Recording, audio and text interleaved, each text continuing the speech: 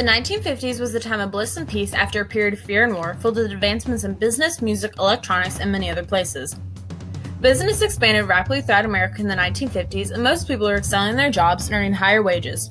Because of this expansion, businesses were trying to safeguard against going bankrupt. To avoid this, they formed conglomerates to prevent downfall of an entire business. Another way businesses kept afloat was by forming franchises that provided people from all over with the same products. With the introduction of franchises, businesses still expanded and profited greatly. One of the first major franchises, which was introduced in 1955, was today's beloved McDonald's. The McDonald brothers successfully used an assembly line method to quickly produce large amounts of food in a short amount of time. Clearly, they are very successful. Most people in the 50s craved a picturesque lifestyle, with the perfect house, perfect husband and kids, and perfect yard. When soldiers returned from war, they were eager to start families with their spouses or soon-to-be spouses. This resulted in a rise and burst during the 50s known as the baby boom. These new families yearned to live that perfect lifestyle, and the suburbs provided the perfect environment to do just that. In the late 1950s, 30% of the country's population lived in suburbs. Because people were living outside the cities yet still working there, they needed a way to get there. And just in time for this suburban boom, the automobile became widely available. Car sales rose 1.3 million in just 5 years. Almost every American household had at least one car. Just as the need for cars rose, so did the need for new roads. So in 1956, President Eisenhower signed the Interstate Highway Act, creating over 41,000 miles of interstate. These new roads stretched across the entire country and allowed Americans to travel to places they would have never been able to before. However, all of these cars created air pollution, stress for people, road damage, and accidents.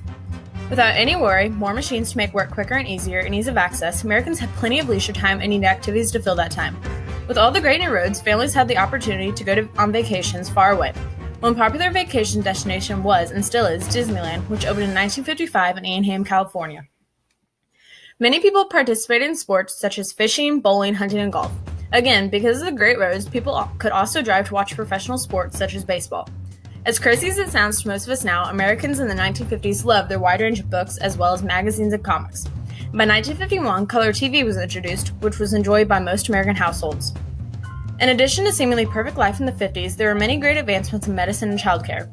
Hundreds of thousands of children's lives were saved by these advancements. One such advancement was made by Dr. Jonas Salk, who developed a vaccine to prevent polio in children, and Dr. Benjamin Spock, who set a protocol for raising children, which was followed by many parents. The first television sets and TV programs were both small and inadequate, but with time, of course, they advanced. In 1949, the first regular television show was broadcasted, but only reached a small percent of American TVs. By 1956, the Federal Communications Commission had allowed for over 500 new TV stations to be broadcast. With TVs becoming increasingly popular, less and less people listened to the radio for radio shows and stayed at home to watch their own TV instead of going to a theater. Because of the decrease in moviegoers, some feared for the fate of Hollywood, but instead, Hollywood profited on what they could offer and what TVs couldn't. Movies could provide color, larger sizes, and eventually stereophonic sound that was introduced in 1952. Music of the 50s reinforced that picturesque view of life that was until the introduction of rock and roll. Musicians during the 50s started adding electronic instruments. Alan Freed, a radio disc jockey, was one of the first ever to play this type of music and eventually labeled the music rock and roll, and it soon became America's music. Rock and roll is especially popular with teens who enjoyed artists such as Elvis Presley, Richard Penniman, Chuck Berry, and Bill Haley in his Comets. Elvis, the peanut butter and banana sandwich lover, was the most popular amongst the teens for his rebellious style and good looks, and was deemed the unofficial king of rock and roll. He began singing in church as a small child, and by 1955 he was a contracted artist.